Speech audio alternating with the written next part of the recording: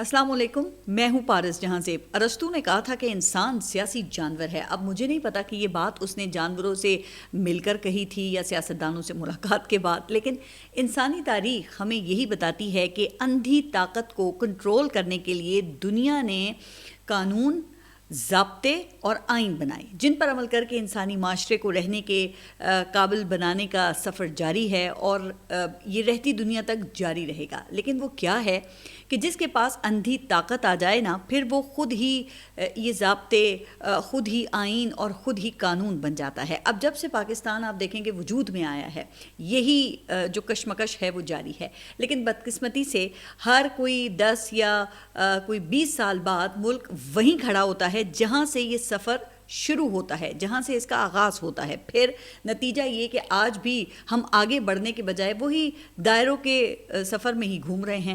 اب گزشتہ روز ایوان صدر میں ایک تقریب منعقد ہوئی۔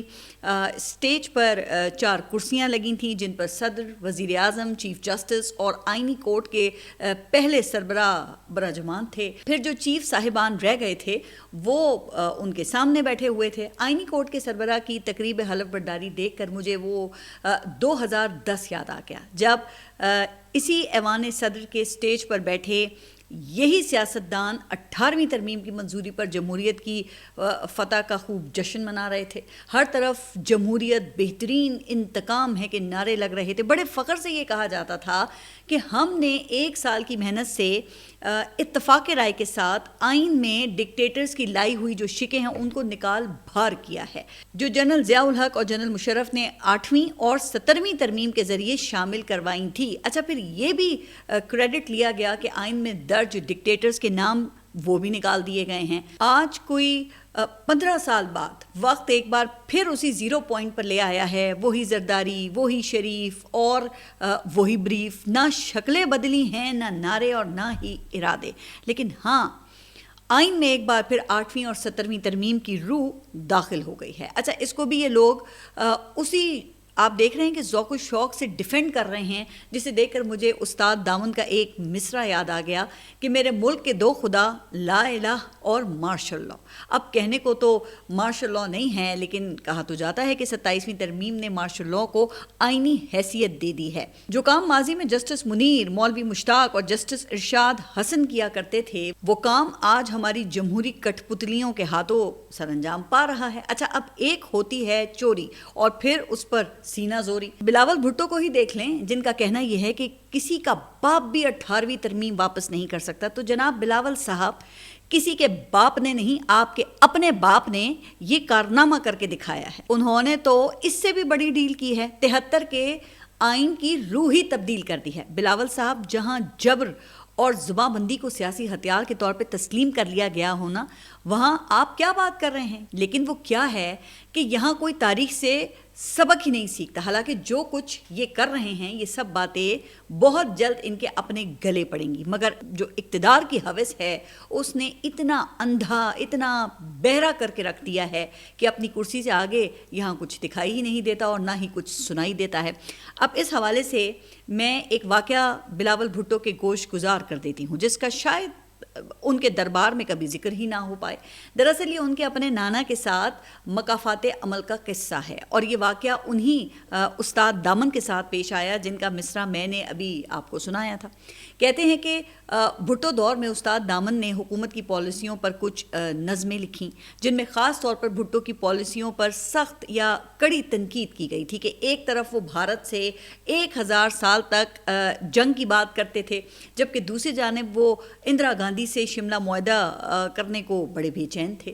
ایسی ہی ایک نظم جب عوام میں مقبول ہو گئی تو استاد دامن پر بم کا جھوٹا کیس بنا کر انہیں جیل میں ڈال دیا گیا۔ پھر جب ان کو عدالت میں پیش کیا گیا تو میجسٹریٹ نے ان سے پوچھا کہ آپ سے یہ پسٹل اور بم برآمد ہوئے ہیں، تو استاد دامن نے جواب دیا کہ میری کوٹھری کا دروازہ چھوٹا تھا ورنہ وہاں سے ٹینک نکلنا چاہیے تھا۔ اچھا، چونکہ اس روز کمرہ عدالت میں دانشوروں، وکلاء، ادیبوں، شاعروں اور استاد دامن کے مداحوں کا بڑا زبردست ہجوم تھا، جس کو دیکھ کر جج صاحب پریشان ہو کر بار بار ریٹائرنگ روم میں جاتے اور صورتحال سے جو گورنر تھے ان کو آگاہ کرتے، جبکہ گورنر کی ایک ہی ضد تھی کہ ضمانت نہیں ہونی چاہیے، کیونکہ استاد نے صاحب بہادر کی شان میں گستاخی کی ہے۔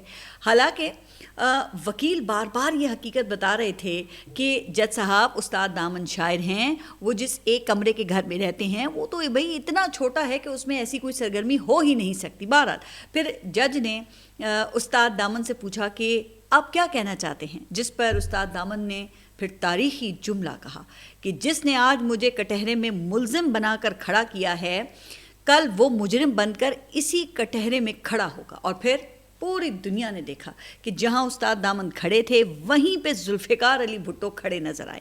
اب وقت بدل گیا ہے، کیسز کی نوعیت بدل گئی ہے، لیکن نہیں بدلی تو حکمرانوں کی نیت نہیں بدلی۔ آج بھی سیاسی مخالفین کو یہ جھوٹے کیسز میں ملوث کر کے ضمانتیں نہیں ہونے دی جا رہی ہیں۔ اب جو ترامیم ان کٹ پتلیوں نے کی ہے تو کیا ممکن ہے کہ یہ لوگ خود بھی اس کے نتائج سے بچ سکیں؟ یقیناً نہیں۔ جس عدالت کو آج اس حکومت نے اپنے تابع کر کے اپنی مرضی کے ججز سے بھر دیا ہے، کیا وقت آنے پر کیا لگتا ہے کہ یہ ان کی سنیں گے یا پھر ان کے آقاؤں کی؟ کیونکہ 27ویں ترمیم کے بعد عملی طور پہ یہ مان لیا گیا ہے کہ پارلیمنٹ اور عدلیہ حکومت کے ہاتھ میں، اور حکومت ہم آہنگی اصول کے تحت قومی ہیرو کے زیر دست، جن کا ہمیشہ سے ایک ہی نظریہ رہا ہے اور وہ ہے نظریہ ضرورت۔ اب ضرورتیں تو ظاہر ہے کہ وقت کے ساتھ ساتھ پھر بدلتی رہتی ہیں نا، جیسے کہ کہا جاتا ہے کہ جب بھٹو کو معزول کر کے قید کر لیا گیا تو ایک جملہ مشہور ہوا کہ قبر ایک ہے اور اس کے امیدوار دو۔ پھر جنرل ضیاء الحق نے اس جملے کو عملی جامہ پہنایا، جس کو آج عدالتی قتل کے نام سے یاد کیا جاتا ہے۔ اب عمران خان جیل میں ہیں تو ایک بار پھر ایسی ہی باتیں کی جا رہی ہیں، بلکہ اب تو سر عام دھمکیاں دی جا رہی ہیں۔ وزیر ریلوے حنیف عباسی نے اسمبلی کے فلور پر دھمکی دی ہے کہ اگر پاکستان تحریک انصاف کا رویہ نہ بدلا تو ایسا نہ ہو کہ ان کے لیڈر کی وقت سے پہلے ہی فاتحہ پڑھ لی جائے۔ اب کیا کوئی شخص ایسی دھمکی فلور آف دا ہاؤس پہ دے سکتا ہے جب تک اس کو اوپر والوں کی آشیرواد حاصل نہ ہو، اور وہ بھی ایسے دور میں جب کہا جاتا ہے کہ حکومتی لوگ بیٹھ کر اٹھنے اور اٹھ کر بیٹھنے کے لیے بھی اجازت کے طلبگار رہتے ہیں۔ اب اس کا کیا مطلب لیا جائے؟ چونکہ سوال تو ہے کہ کیا ترمیم کے ذریعے اسٹیٹ کیپچر اس لیے کیا گیا ہے کہ راستے کی ہر رکاوٹ کو دور کرنا ہے، ہٹانا ہے، اور اس کی وضاحت تو خیر پھر طاقتور لوگ ہی کر سکتے ہیں، لیکن ایسی دھمکیوں کو نظر انداز نہیں کیا جا سکتا نا۔ اب کوئی عام شخص کسی طاقتور شخص سے متعلق اگر ایسی کوئی بات کرتا ہے تو اب تک تو پھر پی کا ایکٹ اور پتہ نہیں کون سا ایکٹ جو ہے وہ لاگو ہو چکا ہوتا، لیکن چونکہ معاملہ عمران خان کا ہے تو کسی نے مذمت تو کیا وضاحت تک نہیں کی ہے۔ اور ہمارے مین اسٹریم میڈیا کو آپ دیکھیں تو وہ بحث کیا کر رہا ہے کہ اپوزیشن 27ویں ترمیم پر حکومت کو ٹف ٹائم دینے میں ناکام ہو گئی ہے۔ اچھا، پھر برساتی مینڈکوں کی طرح اس بحث میں مفاد پرست عناصر جناب وہ بھی کود پڑے ہیں، کہتے ہیں کہ چونکہ آئین میں ترمیم کا واضح کیا گیا طریقہ کار فالو ہوا ہے لہٰذا آئینی ترمیم پر اعتراض نہیں کیا جا سکتا۔ واہ بھائی واہ، کیا دلیل ہے! جس پارلیمنٹ کی اپنی حیثیت کے اوپر سوالیہ نشان ہے وہاں بحث طریقہ کار کی ہو رہی ہے۔ وہ کہتے ہیں نا کہ جس وقت ہلاکو خان بغداد کے دروازے پر دستک دے رہا تھا اس وقت ایسے ہی دانشور کوے کے حرام اور حلال ہونے کی بحث میں مصروف تھے۔ اب جہاں تک سوال یہ ہے کہ آئین میں ترامیم کیوں کی گئی ہیں تو یہ سمجھنے کے لیے کوئی راکٹ سائنس کی تو ضرورت نہیں ہے۔ کہا جاتا ہے کہ مقصد ایک ہی تھا اور وہ اب بھی ہے، اور وہ یہ کہ کسی بھی طرح عمران خان کو مائنس کرنا ہے، جس کا قصور یہ ہے کہ آخر اس نے طاقتور لوگوں کو چیلنج کیوں کیا ہے۔ اچھا، اب اس کا اعتراف وہ لوگ بھی کر رہے ہیں جو عمران خان کے شدید ترین ناقد ہیں۔ ان میں سے ایک سینئر صحافی انصار عباسی بھی ہیں، جو یہ کہتے ہیں کہ گزشتہ انتخابات سے پہلے میں ان لوگوں میں تھا جو کہتے رہے کہ تحریک انصاف کو مقبولیت کے باوجود جیتنے نہیں دیا جائے گا، کیونکہ عمران خان نے لڑائی اسٹیبلشمنٹ ہی نہیں بلکہ فوج کے ساتھ لے لی ہے۔ اچھا، پھر وہ یہ کہتے ہیں کہ الیکشن 2024 بلا شبہ بہت دھاندلی زدہ تھے اور ان کا مقصد تحریک انصاف کو ہرانا تھا، اور ایسا ہی ہوا کیونکہ مقبولیت کی قبولیت نہ ہونے کی وجہ سے تحریک انصاف کو اقتدار نہ ملا، اور فارم 47 نے مقبولیت کی جگہ قبولیت کے فارمولے کو حقیقت بنانے میں اہم کردار ادا کیا۔ پھر یہ بیان کر کے انصار عباسی صاحب نے یہ سوال اٹھایا کہ ٹکر کی سیاست نے عمران خان اور ان کی جماعت کو کیا فائدہ دیا؟ اب کیا فائدہ یا کیا نقصان ہوا یہ تو خیر سب کے سامنے ہی ہے، لیکن کیا سیاسی فائدے اور نقصان دینے کا اختیار عوام کے بجائے کسی اور کے حوالے کرنا درست ہے؟ کیا اس ڈیفیکٹو حقیقت کو آئین بنا دینا مسئلے کا حل ہے؟ تو جناب اس حوالے سے تمام جو یہ راوی ہیں نا یہ سب خاموش ہیں۔ تو اب سوال یہ اٹھایا جا رہا ہے کہ کیا 27ویں آئینی ترمیم کے بعد عمران خان کی رہائی ممکن ہے؟ تو اس حوالے سے رجیم کے ترجمانوں اور پیغام رسانوں نے کہنا یہ شروع کر دیا ہے کہ جب تک توشہ خانہ اور جی ایچ کیو کیس میں عمران خان کو سزا نہیں ہوتی اس وقت تک عمران خان کی رہائی ناممکن ہے۔ اب دیکھیں اس سے تو پھر یہ بات واضح ہو گئی ہے کہ سرنڈر کیے بغیر رہائی کا کوئی راستہ نہیں چھوڑا گیا، لیکن سرنڈر ہی کرنا ہوتا تو وہ تو پھر وہ بہت پہلے کر چکے ہوتے نا۔ ایسے ہی ایک موقع کی گواہی ایک دن جو سابق صدر ہیں عارف الوی صاحب انہوں نے دی ہے۔ ایکس پوسٹ پر وہ لکھتے ہیں کہ میں بتاتا ہوں کہ یہ واقعہ کب پیش آیا۔ یہ عمران خان کی گرفتاری کے چند ماہ بعد کی بات ہے جب انہیں جھوٹے مقدمات میں سزائیں ہو چکی تھیں۔ صدر عارف الوی کے مطابق اس وقت یہ امکان پیدا ہوا کہ عمران خان کو جو سزائیں دھاندلی سے دی جا چکی ہیں انہیں عوام اور عمران خان کے دیے ہوئے صدارتی آئینی اختیارات استعمال کر کے ایمنسٹی یا معافی کا اعلان کر کے معطل کر دوں۔ لیکن جب یہ بات عمران خان کے سامنے رکھی گئی تو انہوں نے کہا ایبسلیوٹلی ناٹ۔ اچھا، یہ بات ہو رہی ہے 2023 کی، جس کے بعد اب آپ عمران خان کے حالیہ بیان کے اوپر آ جائیں جس میں وہ یہ کہتے ہیں کہ میں ایک بار پھر واضح کرنا چاہتا ہوں کہ یہ چاہے کچھ بھی کر لیں نہ ہی میں جھکوں گا اور نہ ہی ان کی بیعت کروں گا۔ تو اب یہ لیول ہے مزاحمت کا۔ ظاہر ہے پھر جس کو سامنے رکھ کر آئین میں یہ ساری تبدیلیاں کی گئی ہیں جن کا مقصد کہا جا رہا ہے کہ عمران خان کو جیل میں رکھنا اور ان کا سیاسی راستہ روکنا ہے، جس کے لیے عدلیہ کو حکومت کا ماتحت ادارہ بنا کر رکھ دیا گیا ہے۔ اچھا، پھر نومبر پلان کے حوالے سے جس طرح میں پہلے بھی بتا چکی ہوں کہ اس دوران عمران خان کا بیرونی دنیا سے رابطہ کاٹنے کا بندوبست کیا گیا۔ 27 نومبر تک ان کے کیسز کو ملتوی کیا گیا تاکہ ان کی کوئی بھی جو ہدایات ہیں وہ باہر نہ آ سکیں، میڈیا انٹریکشن نہ ہو سکے۔ اچھا، اب یہ 27 نومبر یہ ایک دلچسپ کٹ آف ڈیٹ ہے جب آرمی چیف کی نئے سرے سے 5 سالہ مدت ملازمت کا آغاز ہوگا۔ اب آپ دیکھ لیں کہ یہاں تک کیسز کی مینجمنٹ ہوتی ہے، جس کے بعد اب یہ کہا جا رہا ہے کہ پھر آپ اس عدلیہ سے انصاف کی کیا توقع رکھ سکتے ہیں۔ اچھا، پھر جیسے ہی 27ویں ترمیم پر دستخط ہوئے پہلا آرڈر جو ہے آئینی کورٹ کے سربراہ کے تقرر کا کیا گیا، جس کے بعد پھر اس کورٹ کے لیے 6 ججز کی جو تعیناتی تھی وہ سامنے آئی۔ اب آپ اگر ان ججز کا بیک گراؤنڈ دیکھیں تو یہ کہا جاتا ہے کہ جو رہا سہا ابہام ہے وہ بھی دور ہو جائے گا۔ آپ اندازہ کریں کہ جو عدالت سپریم کورٹ کے اوپر لائی گئی ہے اس میں سپریم کورٹ کے جن 4 ججز کو شامل کیا گیا ہے ان کی سینیورٹی کیا ہے۔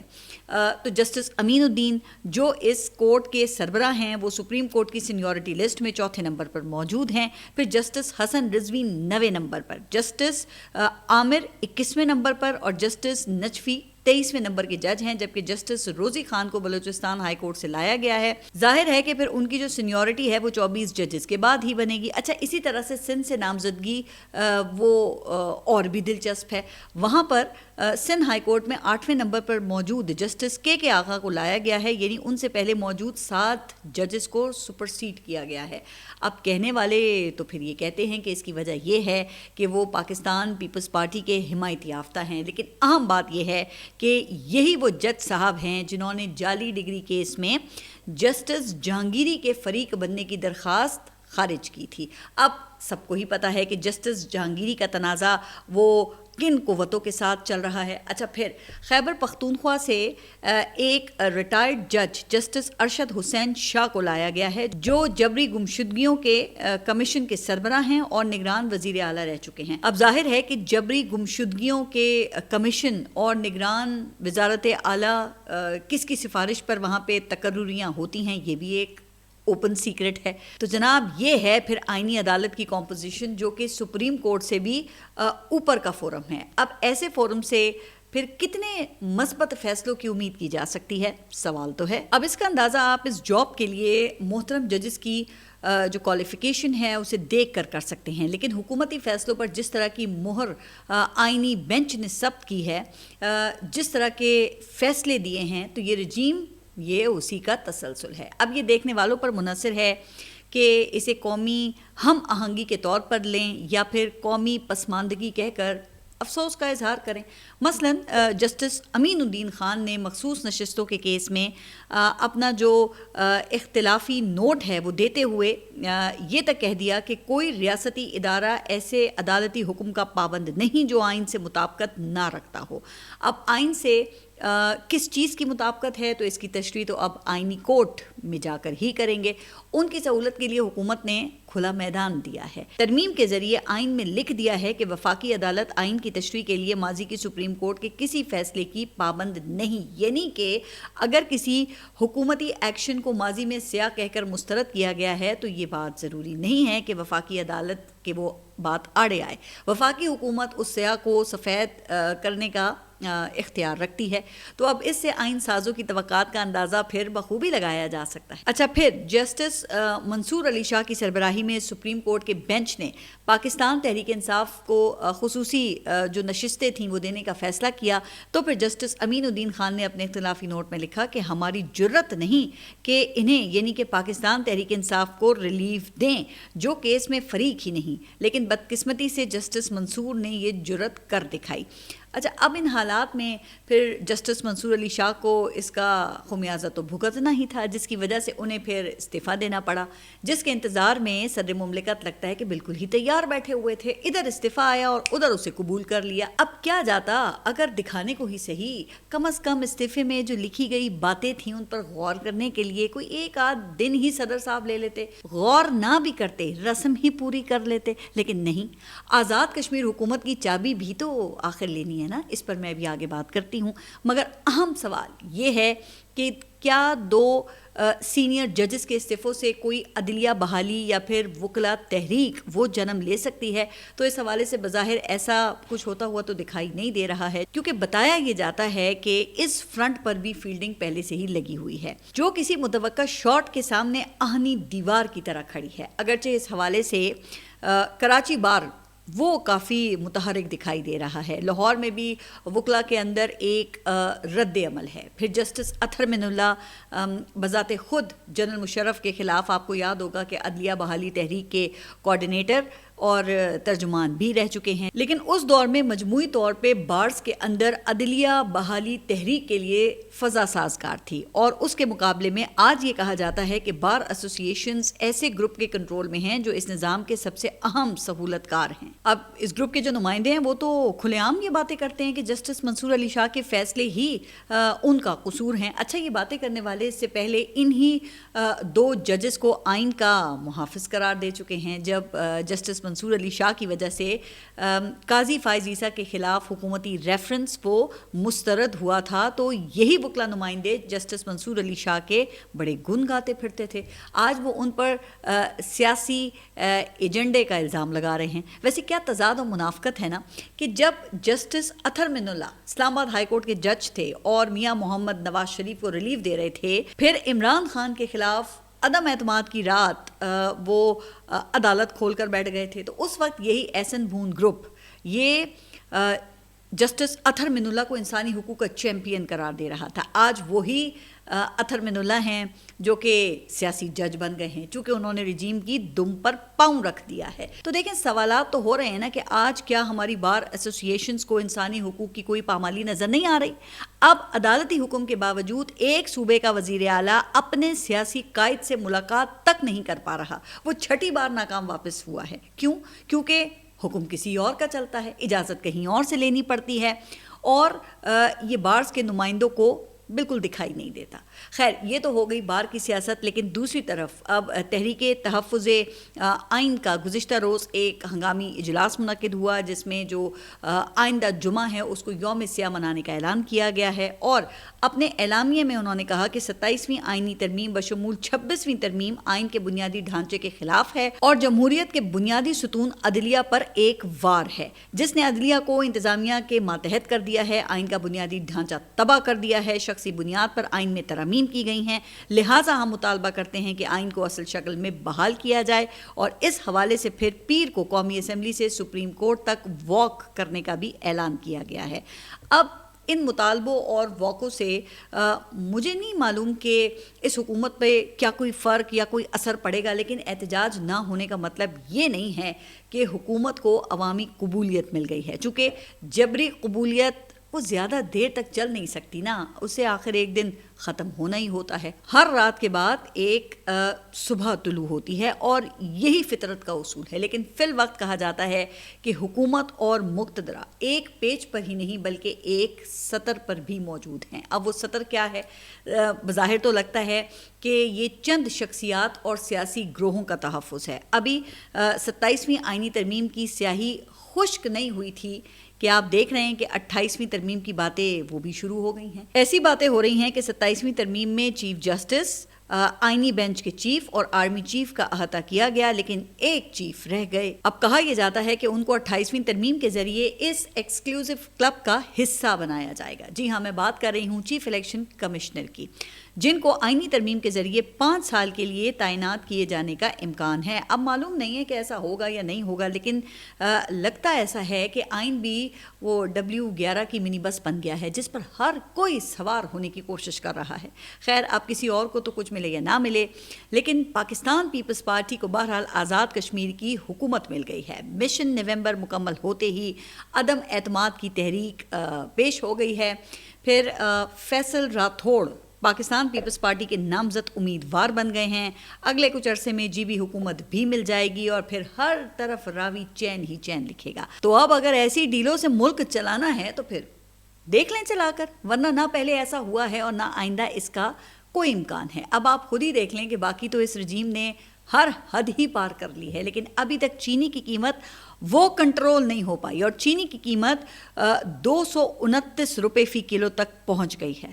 آپ اپنا خیال رکھیے، اور اگلے ولاگ تک کے لیے اللہ حافظ۔